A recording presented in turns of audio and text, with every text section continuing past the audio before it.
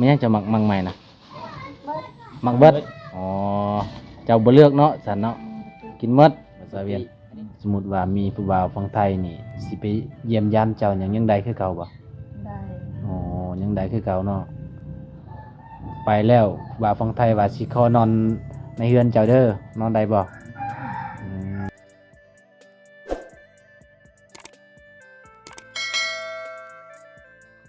เอา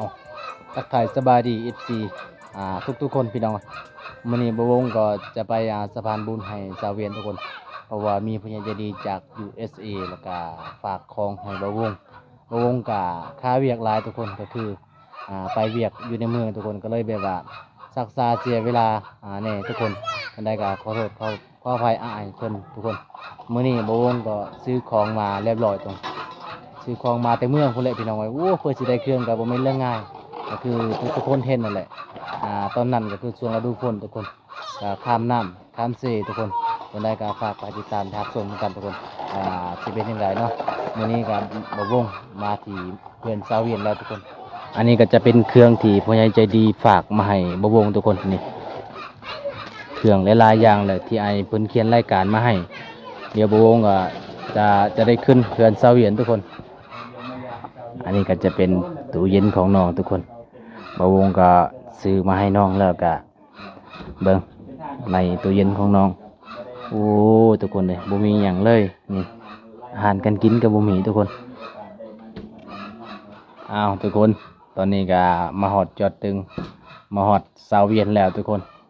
ตอนนี้ก็คืองามคือเก่าเนาะ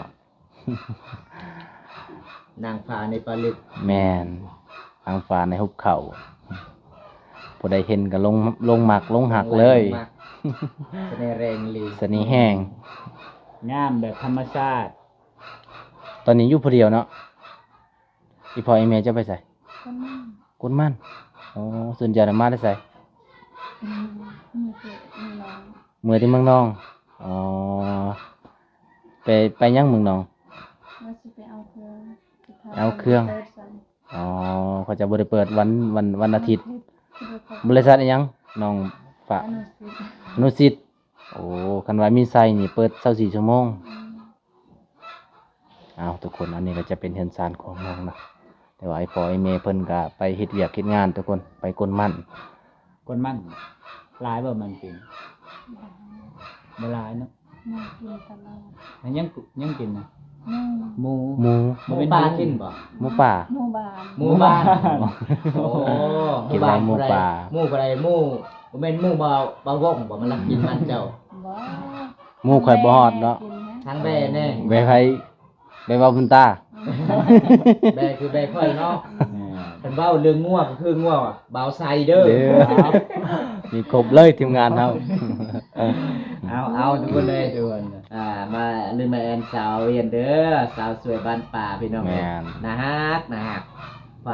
พาผู้ใดอยากมาบ้านน้องบอกเลยว่าต้องปีนภูเขาแน่นอนเด้อเป็นหมู่บ้านนอกประชุดกับตัวเมืองพี่น้องบ้านสาวึเนาะเมืองน้องแขวงสวรรณเขตสวรรณเขตมันเกตเด้อ สาวลาวคำวงกองทุกคนส่วนหลายสาวลาวที่นี่เขาเจ้าเว้าลาวกะสำเนียงมันต่างทุกคนบ่ออกกัน บ่อยากถึกเนาะ แม่ เว้าบ่อยากถึก เว้าซิปก็คือแซกเด้อ แม่นเหรอ หมู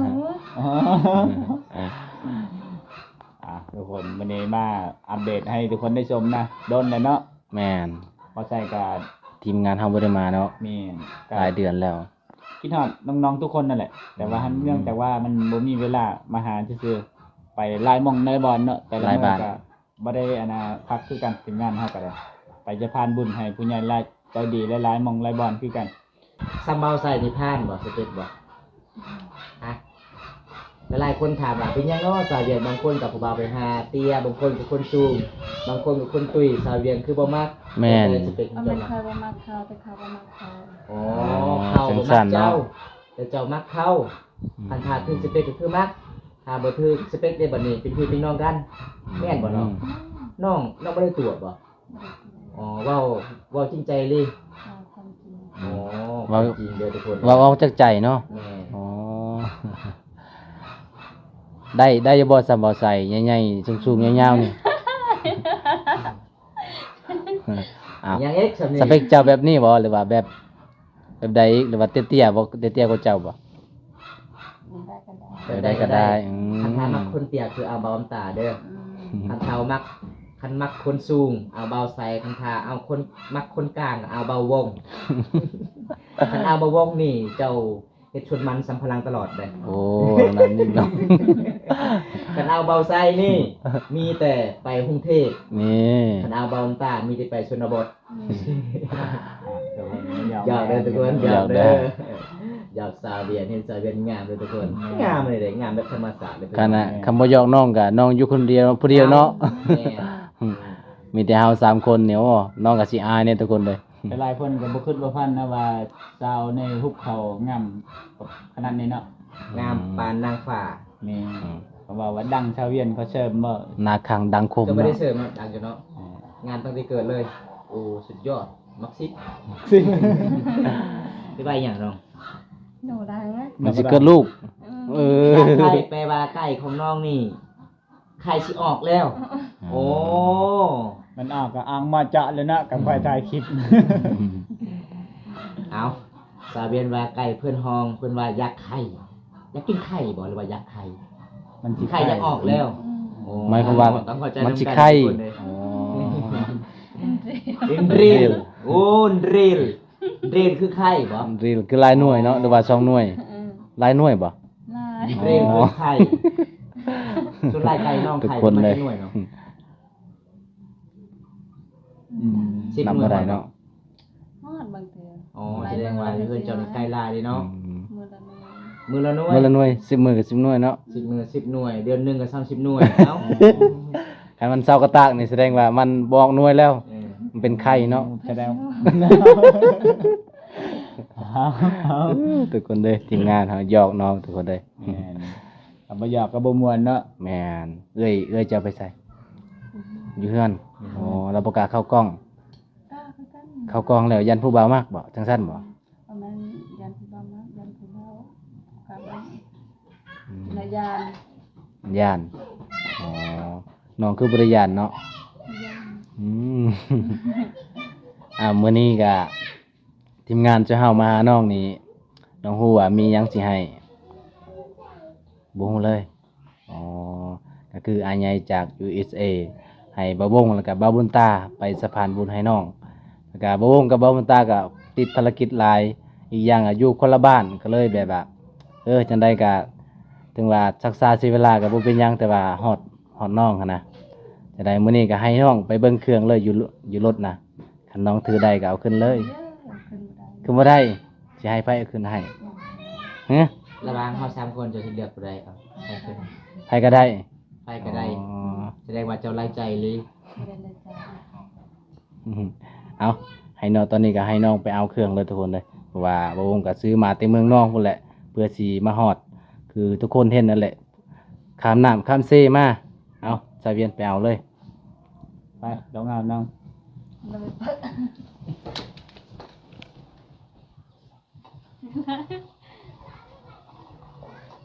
มานางฟ้าในป่าลึกเด้อน้องอาเวียนคนงาม เอาขึ้นเลย เยอะเรียบ บ่ไหวอีก บ่ไหวบ่ ยกเบิ่ง บ่ไหวก็ต้องไหว ก่ น้ อ อน งเอ้ย ยังบ่ได้ยกยังว่าบ่ซ้ำเลย ก็ว่าสามมึง ยกเบิ่งยกเบิ่ง เอ้า ออกกำลัง ยกเบิ่งน้องนักบ่ประมาณจักโล บ่นักนะมันเบาๆนะ เออเปล่าบ่ ไหวอยู่บ่ เฮ้ย เอ้ย จับฟัง เอ้ย ยังเฮ้ยนะไปซอยไหม่เบาใส่ ยังเรียบจ้ะ เดี๋ยวแอวน้องฮักบ่มีผัวเด้ โอ้ผู้บ่าวนี่ก็ได้คือ เนาะ คือคนเฒ่ามาใส่ให้อยู่ในหมวก โอ้เนาะมันหนาวแฮงนะมื้อนี้นะ ไปคืนเอินเกินสาดน้องก่อนทุกคน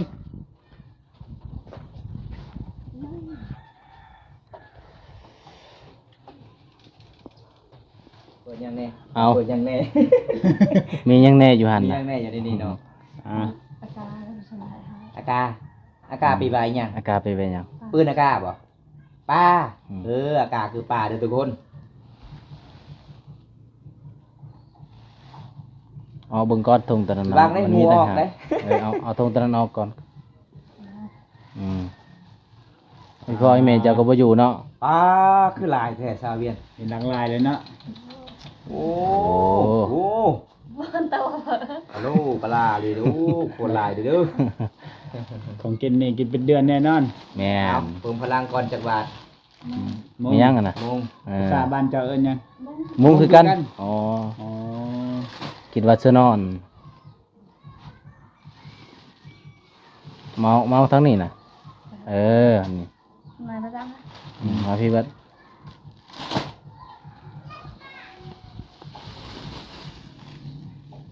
ยังไงนี่เพิ่น อืม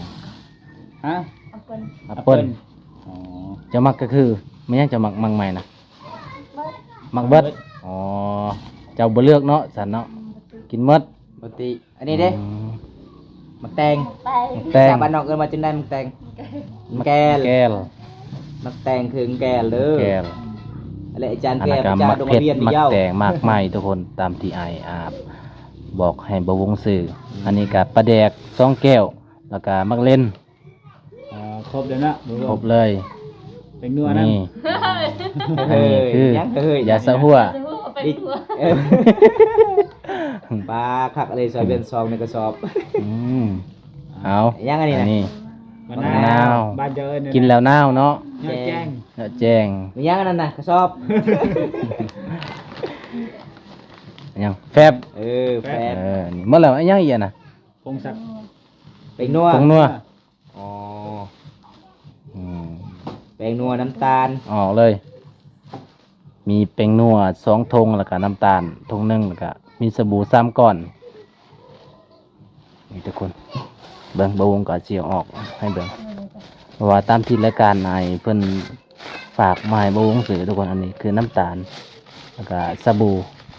3ก้อน อันนี้คือก่อนอายเพิ่นฝาก อันนี้คือ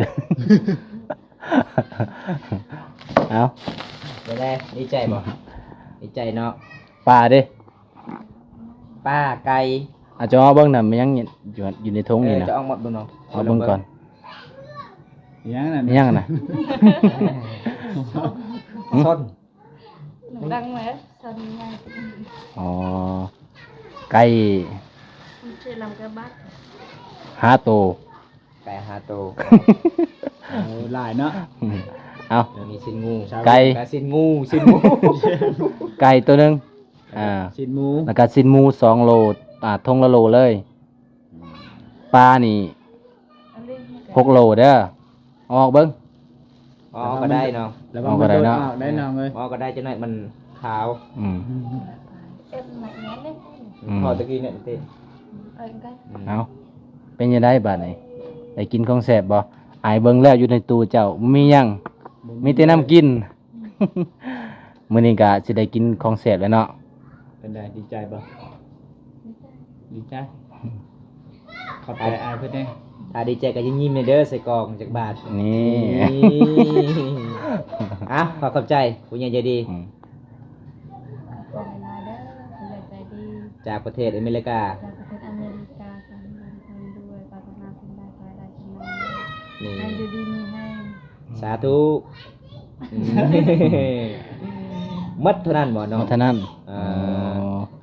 เป็นจะได้ดีใจจักเปอร์เซ็นต์ไอ้ถามความจริง ก็ลอย ร้อยบ่ฮอดพันบ่บ่ฮอด บ่ฮอด ฮอด ฮอด เออคันทาฮอดยังมีอีก ยังแม่นยัง คื มี อ อีก ที่ซองไอ้สะพายให้ใจ ไอ้ใหญ่เพิ่น เอา อยากเด้อพี่น้องอยากน้องว่า แม่น ยังมี ยั ต่ ง อ มีอีกสะพายให้น้องอีก หลังจากมอบเครื่องแล้วก็สะพายอีกสิ่งหนึ่งก็คือ อย่าง น้ น้ อ อง งลง น้องเห็นแล้วก็คือยิ้มเลย ทีมงานเฮา ตอนนี้ก็สิมามอบให้น้องเลย เพราะว่าทีมงานเฮาก็รักษาเสียเวลา ก็เลยลายมือเติบที่ไอายเพิ่นบอกไอ้ายบ่วงแล้วก็บ่าวบนตาไปสะพานบุญมื้อนี้ก็มาฮอดน้องแล้ว ก็คือเงินจำนวนที่เหลือบ่วงซื้อจำนวนนี้แล้วก็ที่เหลือก็เอาให้น้องเลย ก็คือเฮามื้อนั้นไปมีช่องตัวเมืองเนาะ แม่ แสดงแล้วก็สิโปน สะเด็นแล้วก็เซโปนเบิดมือเลย หมดมือเลย เพื่อสิได้เงินมาล้ำลุกคุกคาน แต่ว่าเกิดอุบัติเหตุมากันแล้วมิดจ้อยบ่ได้มา ไปบ่ฮอดจะบ่ถึงบ้านซอเวียน แม่นแต่มื้อนี้ก็บ่วงก็ดีใจหลายที่มาฮอดมือน้อง อันนี้กับหนึงนี่ก็ล้านหนึงให้น้องนับเบิ่ง อืม พร้อมบอลลันหนึ่งสองสามสี่ห้าหกเจ็ดแปดเก้าศูนย์โอ้ย10เอาอันนี้ก็คือกับละล้าน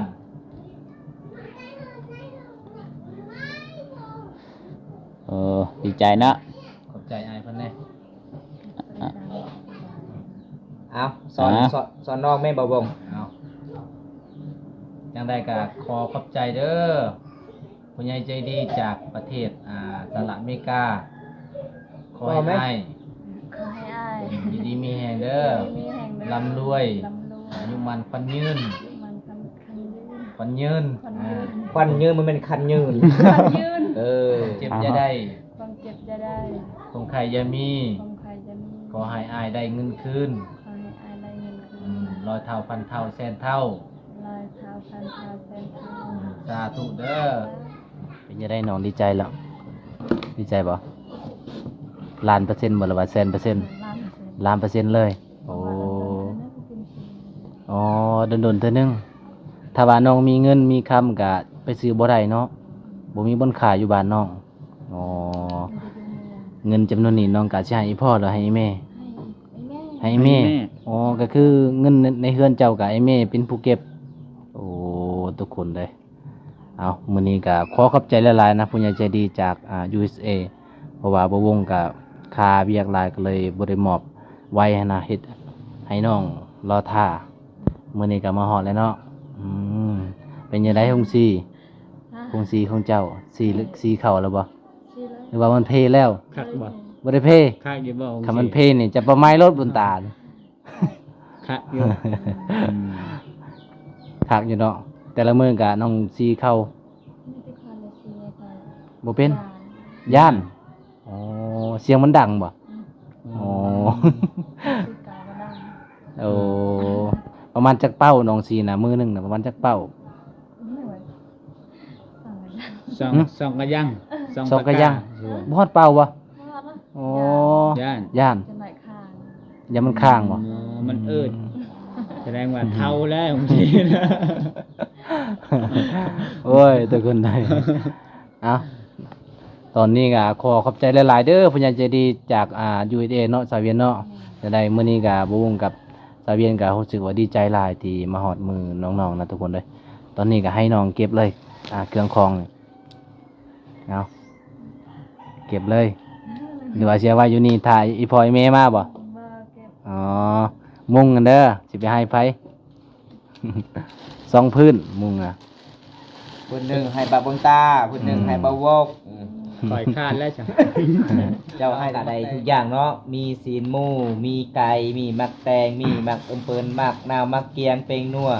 ปลาแดกน้ำตาล มักฟีดมุ้ง แม่น แล้วก็มีหลากหลาย ครบเลย ตอนนี้น้องจะกินหยัง กินมัก กิน แต มักแตง งเหรอ อ๋อ ก็คือป้าน้องส่วนหลายน้องมักกินแบบใดเฮ็ดลาบบ่ ดอก มักปิ้ง แ มักแกงเนาะ อ๋อ ทุกคนเลย อันนี้ก็คือเฮากะ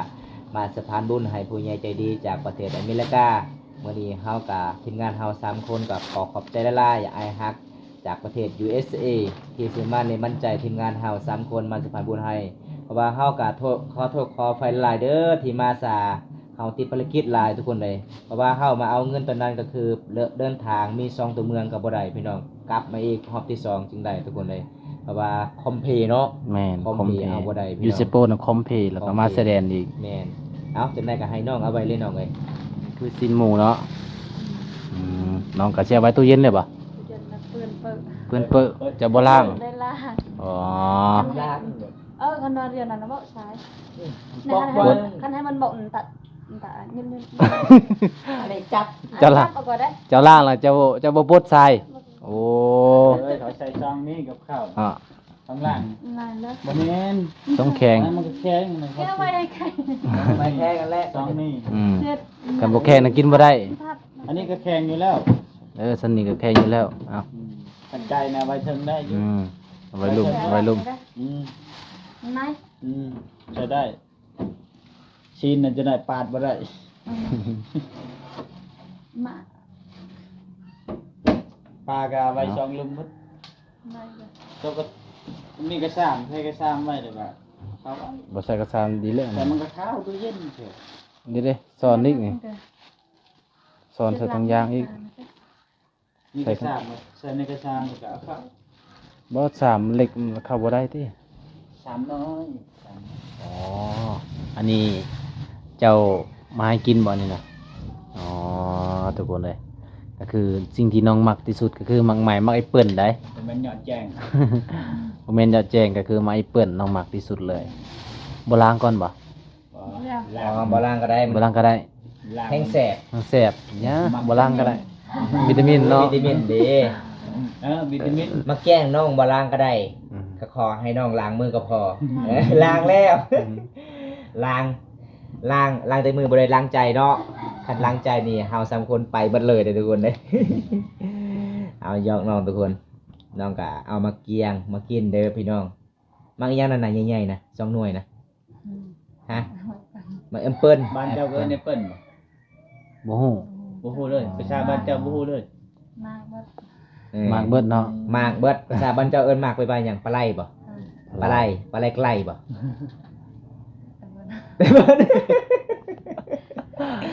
โอ้ยพี่น้อง ปลาไหลปลาไหลมาเกี้ยงกัน ปลาไหลมาเกียก อืมน้องก็สิแกะให้กินทุกคนใจดีเนี่ยลองก่อนจะลองกินมันก่อนจะลองกินมันก่อนแซ่บอยู่บ่ แล้วก็หยอก เหยาะบ่ เหยาะก็คือหยัง เห หวา ยาะ น ไปว่าหยังส้มบ่ เงียบ เงียบ หวานบ่ เงียบไปว่าว่านว่านคือเหยาะเนาะ เอาภาษาบ้านน้องเบิ่งเอิ้นปลาไหลภาษาบางคอยเอิ้นกุไลเด้อทุกคนเลยกุไลแจ้ง นี่หยัง แจ้ง ผู้บ่าวบ่ อืม ไปดึงด้วยจูซะเด้อ อ๋อ น้องซื้อแบ่งเด้เพราะว่าคันสิสิแบ่งเป็นหน่วยก็คือเบาใส่เบาวงกินเบิดเฮาสองคนกินบ่ทันเด้น้องก็เลยมาแบ่งไว้ อ้าว ส่วนซอเวียนนี่เก่งเลยทุกคนเลย ต้องเสมอภาพกันเนาะ แม่น คำเราสมมุติว่าเรามีลูกมีผัวเนี่ยโอ้ แบ่งเบิด แบ่งเบิด แบ่งเบิด อันนี้ก็ แบ่งให้กิ คื น อให้ลูก ตัวใดใหญ่ๆก็ให้ผัว เออ น้อยก็ให้ลูก ให้ความกิน นี่ ของกิน บ่ซาเวียน สมมุติว่ามีผู้บ่าวฝั่งไทยนี่สิไปเยี่ยมยามเจ้าหยังใดคือเก่าบ่ ได้ อ๋อยังใดคือเก่าเนาะไปแล้วผู้บ่าวฝั่งไทยว่าสิขอนอนในเฮือนเจ้าเด้อนอนได้บ่อืมเอาทุกคนเลยผู้บ่าวฝั่งไทยคนใดสิไปเยี่ยมไปยามน้องก็ยังไปได้คือเก่าเพราะว่าตอนนี้เป็นจังไดโสดคือเก่าบ่หรือว่าจะมีแล้วโสดคือเก่าอ๋องานบัดนี้โสดคือเก่าเนาะ เนี่ย ประมาณจักปีน้องสิเอาผัวนะ ได้ก็ได้ปีใดก็ได้ อ๋อ ปีนี้ก็เอาคันมีคนมัก อืม เบาแท้หรือเบาเล่นฮะ เราไทยหรือเราเล่น แท้เด้อ เบาแท้ อ๋อ เบาแท้แต่แพ้เข้าบ่ฮัก อืม อย่างอีกน้องแกะนะ อ๋อ ใส่เลยกินเลยให้เบาใส่กินนั่นน่ะ ปลามีดน้องคมดีทุกคนโอ้ คือว่าย่อยเล็ดปาก ปาดออก เกลียว ปาดออก เล็ดอะไร ปาดออกแล้วนะ มันเอาบ้องแล้ว เสียดายของเนาะ เสียดาย โอ้ ปาดออกเลยน้องปาดออกเลย เงินมา เสียดายเหรอ เสียดาย เฮ้ยมันปาดออกเลยนะสำนันนะ ว่าหนักเลย เบิ่งน้องสิปาดนี่ทุกคน น้องว่าเสียดายไก เสี ล ยดายสำนันก็เสียดายเลย ไกลพัดคันโลดทั้งลุมนะปู้ เพราะว่าโดนอยู่ได้กินเนาะชาวเวียน แล้วก็ช่องเทือแต่เกิดมา เออก็สองเทื่อ สองเทื่อ กินมาแอปเปิ้ลนี่ ช่องเทือนี่แหละ โอ้ กินแล้วบาวงซื้อกัน ดูเอา ไม่ได้ซื้อให้เขาเมืองแต่ไม่ได้ซื้อ มันแพงมันเนาะ ไม่ได้แพงแต่บาวงซื้อ อืม ซื้อไปเครือ อยู่ที่เครื่อง จ่าปลาไหลเด้อ จะเป็นไร ผู้บ่าวบ่ผู้บ่าวไปว่าจังได๋พุ่นลวกอ๋อจ่าปลาไหลเด้อพุ่นลวกก็คือมาเด้อผู้บ่าวกินน้ำกันบ่กินมากอีหยัง บ่ฮู้เอง โอ้ยแล้ว ไอ้เปิ้ล มากเอ็มเปิ้ล เอิ้นผู้บ่าวกินมาไอเปิ้ลเนาะ ภาษาเฮาบ่ฮู้เนาะภาษาบรูเนาะภาษาบรูคือปลาไหลภาษาบอมตาคือกะไหลเอาตัวใดถึกตัวใดบ่ถึกทุกคน มาเยี่ยมมายามเพิ่นมื้อนี้เพิ่นต้อนรับเป็นอย่างดีเด้อทุกคน นี่ผู้สาวเขตนี้งามมันกินมากผลไม้พี่น้องเอ้ยงามแบบธรรมศาสตร์เด้อแก้มแดงๆใส มาเลยทุกคน นี่ มา สาวเวียนพาให้กินนี่ทุกคน สีกรอบมันแอมบ่ ต้นแอมบ่บ่ สี แซ่บ แอมคือบ่แซ่บสีขาวบ่น้อง สียัง น้องมักสีแดงเนาะ สีแดง อ๋อ อืม มันต่างกันเหรอสีขาวกับสีแดง ตัง ต่างเหรออันนี้มักน้อยนี่สีขาวอันนี้มักเดียวก็นี่นะนี่ สาวเวียนตอนนี้ก็คืออายซื้อให้เจ้าก็ยังบ่ทันครบเลยอายเพิ่นฝากให้ซื้อก็คือมันจะมีลิปสติกแล้วก็บ่วงก็บ่ฮู้ว่าสิซื้อให้น้องจังใดนะ แม่นบ่ มันก็เป็นของผู้หญิงเนาะมันก็ซื้อบ่ได้แล้วก็มันยังอีกก็คือมีตะเล็บอีหยังต่างๆน้ำหอมอีหยังต่างๆไอ้เพิ่นฝากนำบ่วงน่ะโอ้ยบ่วงก็ว่าบ่ได้แล้วแบบนี้ซื้อบ่ได้เนาะสาเวียนเนาะยันซื้อไปแล้วก็ยันบ่ถึงใจสาเวียนจังหน่อยซื้อไปแล้วน้ำหอมก็จากน้ำหอมก็สิกลายเป็นคิวเลย ก็ให้น้องซื้อเองเด้อแล้วก็มีหมูใน2โต๊ะไอ้เพิ่นฝากให้ซื้อกับวงก็บ่ได้ซื้อเพราะว่าให้น้องซื้อเอง เบิดเนาะเจะกินเนาะ บุญตาหรือว่าบ่ใส่กินหลาย น้ำตา บุญตาอ๋อเบิ่งน่ะฟู้หลักกินใช่มั้ยเด้ เอาทุกคนมื้อนี้ก็สิประมาณส่ำนี้ทุกคนเลยเพราะว่ามื้อนี้ก็บ่วงไปเยี่ยมไปยามน้องก็ประมาณส่ำนี้น้องก็ยังบ่ทันกินข้าวเนาะบ่มีอาหารกินโอ้ทุกคนเลยเอาคลิปนี้บ่วงก็จะได้โจะไว้เท่านี้ก่อนทุกคนคลิปหน้าก็มาพบมาพอกับน้องใหม่คลิปนี้ก็สิขอปิดไว้เท่านี้เด้อขอขอบใจผู้ใหญ่ใจดีจากUSA ที่เข้ามาติดตามรับชมจนจบหรือว่าอยู่ประเทศไทยประเทศลาวทุกคนเลย